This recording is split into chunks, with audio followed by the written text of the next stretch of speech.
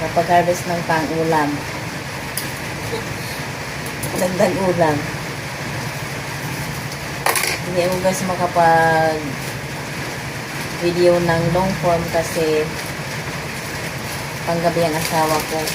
So, ayoko namang maabalang kanyang pagtulog. Nagluto ako ng pancit canton kasi nag-request siya kanina. Nakain na namin. Gising na siya. Kaya magluluto na ako.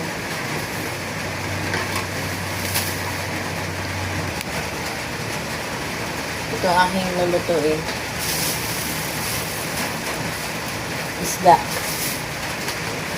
Kakalamansian ko. Saka ito yung ayan, kalamansi.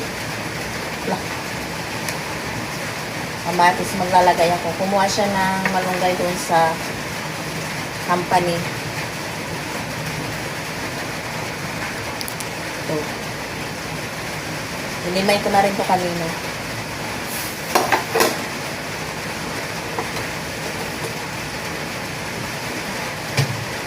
Prepare ko lang to guys kasi malamig pa eh. Yan guys yung isda oh. Kayo na lang hula kung anong isda yan kasi hindi ko rin alam. Napisa ko na rin yung pisa. Na ano ko na yung kalamansi.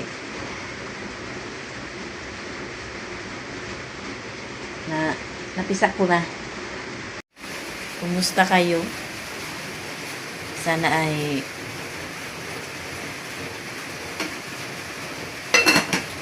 maging okay, malampasan ang mga nangyayari. Lalo na dyan sa sa nakaranas ng ganun. Sana ay maging okay po kayo at saka sa nakakaranas ng bagyo ngayon. Ano naman to guys?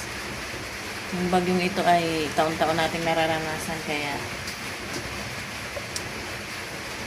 naging na lang tayo, laging handa. Inaantay ko lang kumulo yun. Ayun pa yung naiwan na sinampay. Nilagay ko na guys yung malunggay at yung kalamansi. Ilagyan ko na rin ng asin. So, pakulo lang ng pakulo hanggang maluto.